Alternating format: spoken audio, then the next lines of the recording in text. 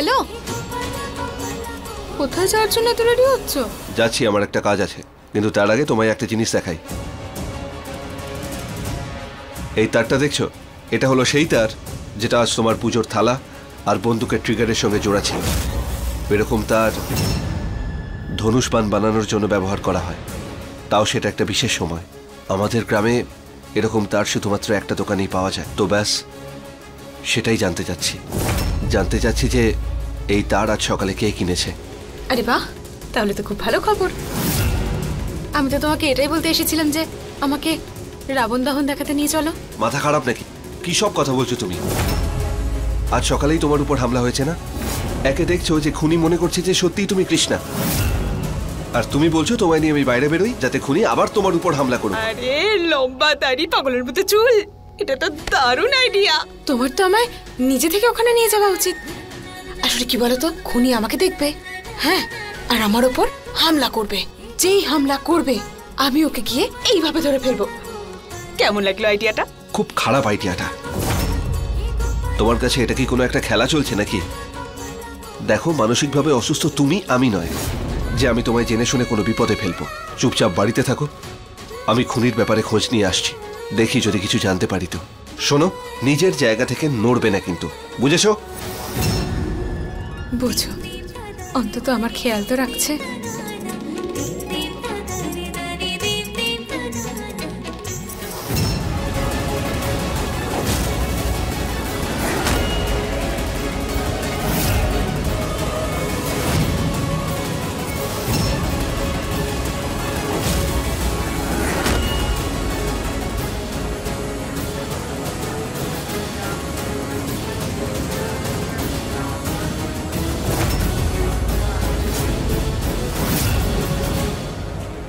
এই জায়গাটা,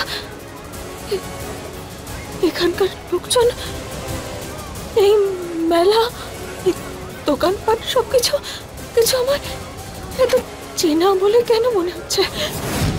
এমন মনে হচ্ছে যেন আমি কোনো একটা জন্মে এখানেই থাকতাম, কিন্তু আমি তো গত কাল পরশুই গিয়েছি এখান থেকে।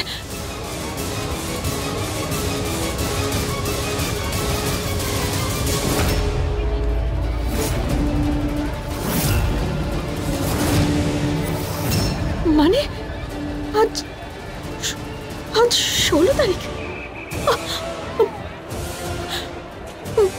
এর মানে হলো যে আমি কত 15 দিন ধরে অজ্ঞান হয়ে পড়েছিলাম। কিভাবে?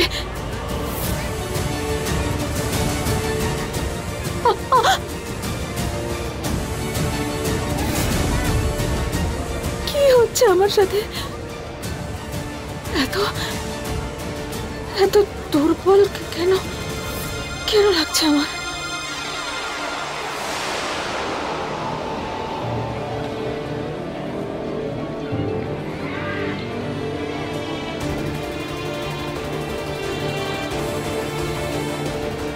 আমার যত তাড়াতাড়ি সম্ভব জিতের কাছে পৌঁছতে হবে। ঠাকুমা আর পরিবারের বাকি লোকজন সবাই হয়তো অপেক্ষা করে আছে আমার জন্য, চিন্তা করছে হয়তো আমার জন্য। আমায় ওনাদের কাছে যেতে হবে। ওই মেয়েটা কোথায়?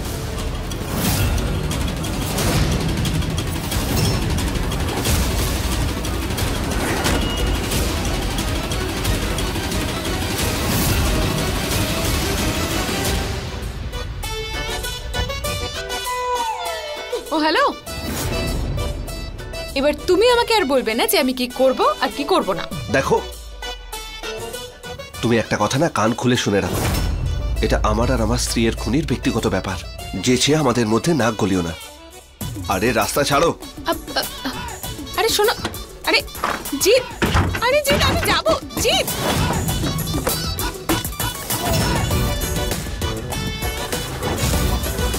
মাঝখানে তো আমি নিশ্চয়ই আসবো, কারণ আমি মেলাতে যেতে চাই, মহাআরতি করতে চাই, করবো আমি। তুই চল, আমি এক্ষুনি আসছি। কিন্তু আমি যাব কিভাবে?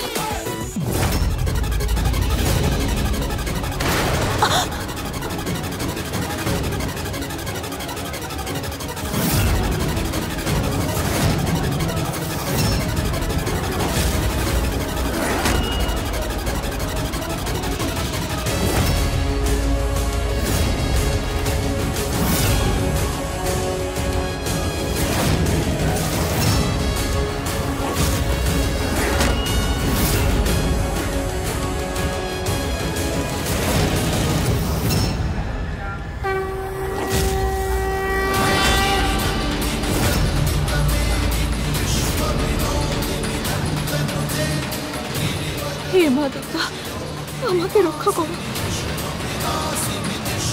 সাহায্য করো আমায়।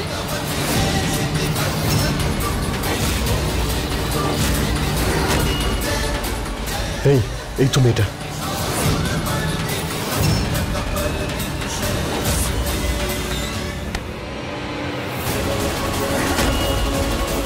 এবার তুমি পালিয়ে যাবে কোথায়? হ্যাঁ হ্যাঁ, চুপ, একদম চুপ। বাঁচাও! কি হচ্ছে কি এসব? দাঁড়াও, কি হচ্ছে এখানে? এই- এই লোকগুলো আমায় আমায় খুব বিরক্ত করছে। কেন রে, মেয়েদেরকে ডিস্টার্ব করছিস? ঠিক আছে, তুমি যাও মা, আমি এদেরকে দেখছি। কনস্টেবল, ধরো এদেরকে, ধরো সব কটা।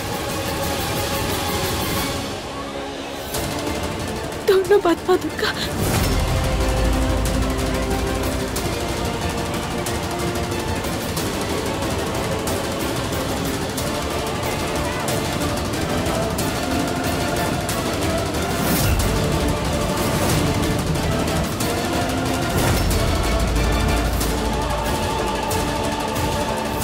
এই গুন্ডাগুলোর হাত থেকে বাঁচার এখন আর একটি উপায় আছে।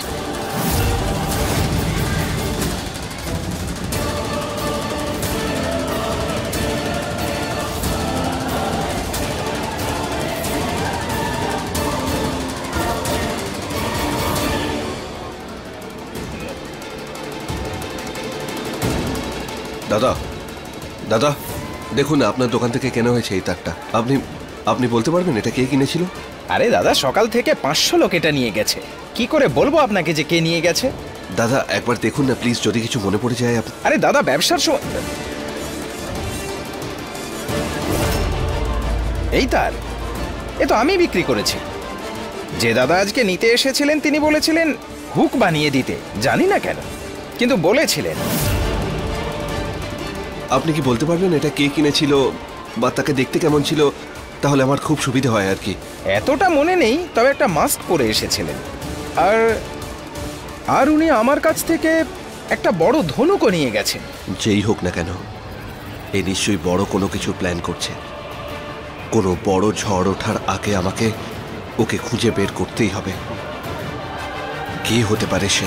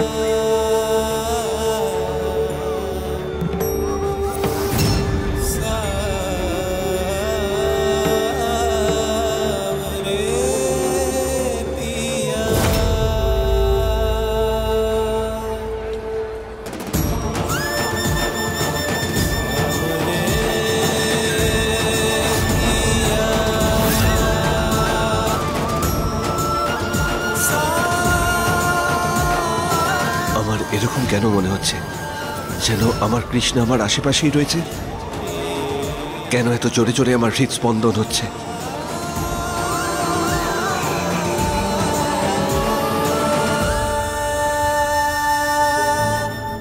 আমি কি এমন করব যাতে এখান থেকে বাইরে বেরোতে পারি? কিছু তো একটা আমাকে করতেই হবে, কারণ মেলা তো আমি দেখেই ছাড়বো। আইডিয়া!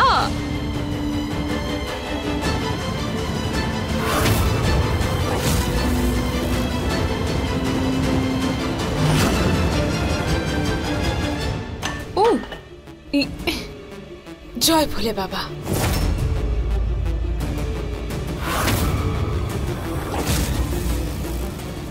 জয় ভোলে বাবা।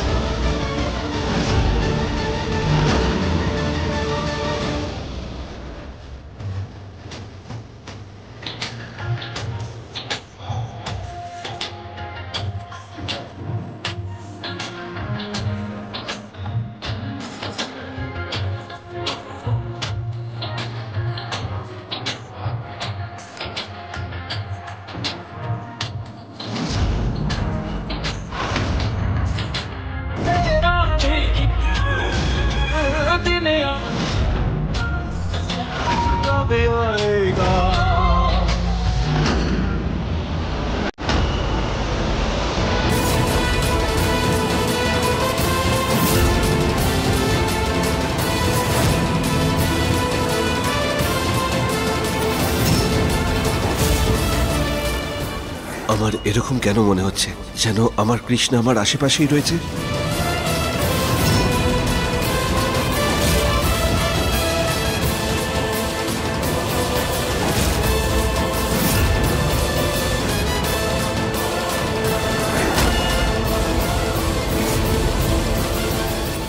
আমাকে যে করেই হোক এই গুন্ডাদের হাত থেকে নিজের প্রাণ বাঁচাতে হবে, না হলে আমি অন্য কোনো বিপদে পড়তে পারি।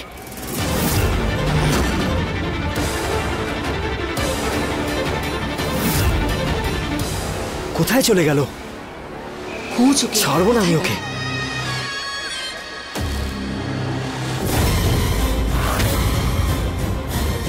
ওই যে কৃষ্ণা।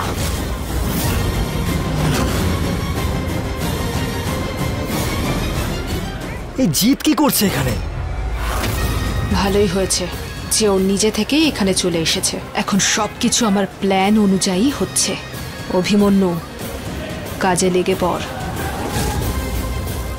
এইবার যেন তীর ঠিক জায়গাতেই লাগে। আজকে এই তীরটা দিয়ে ওকে আমি মেরেই ছাড়বো।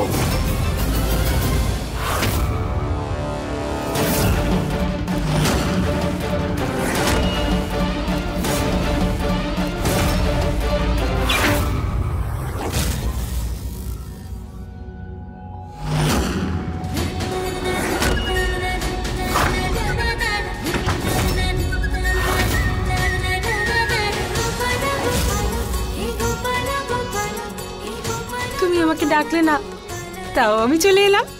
চাঁদ এবার হাতের মুঠোয় আসবে বলেছিলাম না আমি? তুমি যাও, আমি এক্ষুনি আসছি। রাবণ পোড়ার সময় এসে গেছে। সমস্ত দর্শকের কাছে অনুরোধ করছি, আপনারা নিজেদের জায়গায় থাকুন। এবার ভগবান শ্রীরাম তীর চালিয়ে রাবণ পোড়াবে।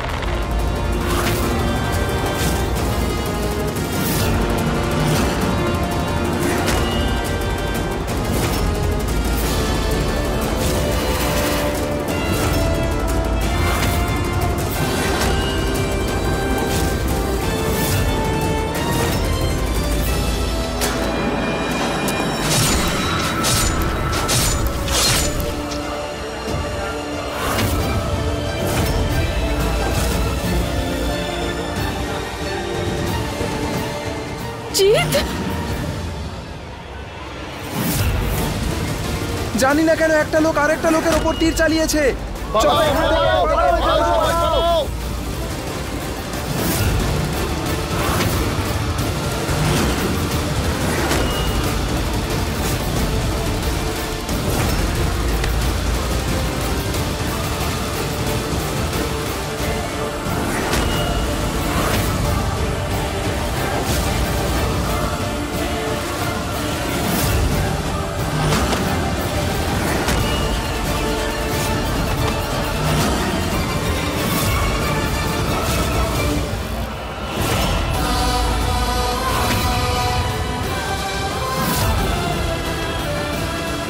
জিৎ!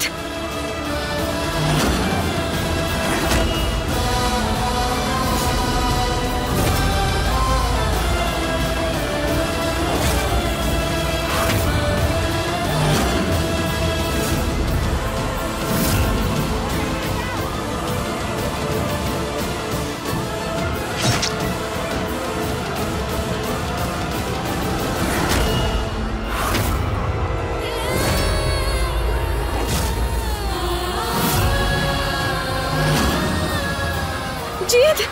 জিৎ, চোখ খোলো! জিৎ!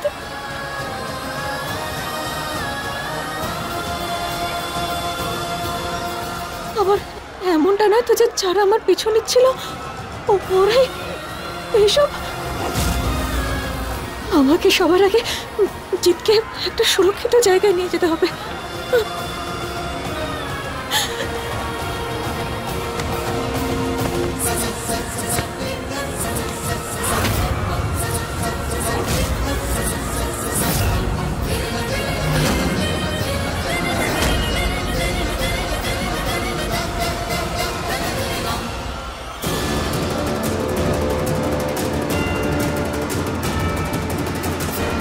কি হলো?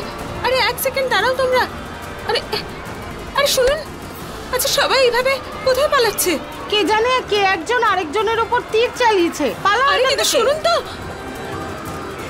হে ভোলেনাথ, যেখানে পৌঁছচ্ছে সেখানেই কিছু না কিছু গন্ডগোল। এবার জিৎ তো আমার ফোনটাও ধরছে না, এবার আমি কি করি? আচ্ছা আচ্ছা, ওই ওই কৃষ্ণের খুনির সঙ্গে ওর কোনো লড়াই হচ্ছে না তো? হে ভোলেনাথ। আরে এ কোথায় চলে গেল?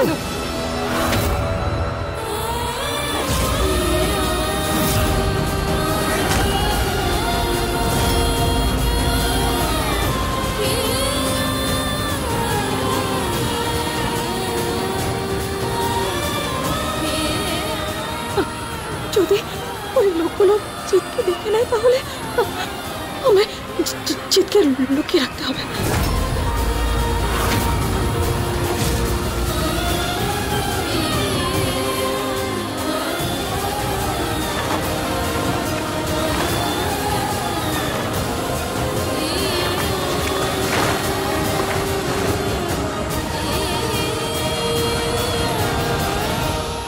কি হয়েছে?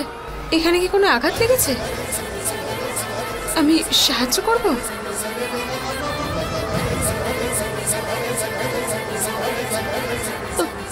হ্যাঁ, ওই আসলে হয়েছে কি, ও হলো আমার স্বামী। আর আর ওর খুব ব্যথা লেগেছে, অনেক রক্ত বেরোচ্ছে। আশেপাশে একটু জলও খুঁজে পাচ্ছি না। এখন কি করব কিচ্ছু বুঝতে পারছি না আমি। তুমি তুমি শান্ত হও, আমি জল নিয়ে আসছি, জল নিয়ে আসছি আমি। ধন্যবাদ, আপনি অপরিচিত হয়েও আমাকে সাহায্য করতে এলেন। এতে ধন্যবাদের কি আছে? তোমাকে দেখে মনে হচ্ছে যেহেতু তোমার মনের সঙ্গে আমার মনের কোনো সম্পর্ক আছে।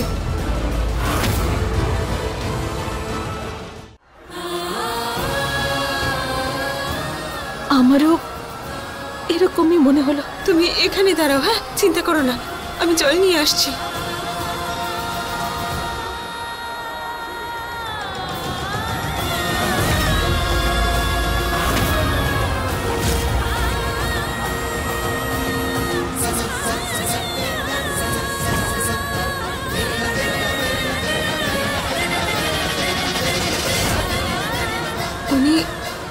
উনি তোমার স্বামী, তাই না? স্বামী থাকাতে একজন সধবা নারীর স্মৃতি এরকম শূন্য কি করে থাকে?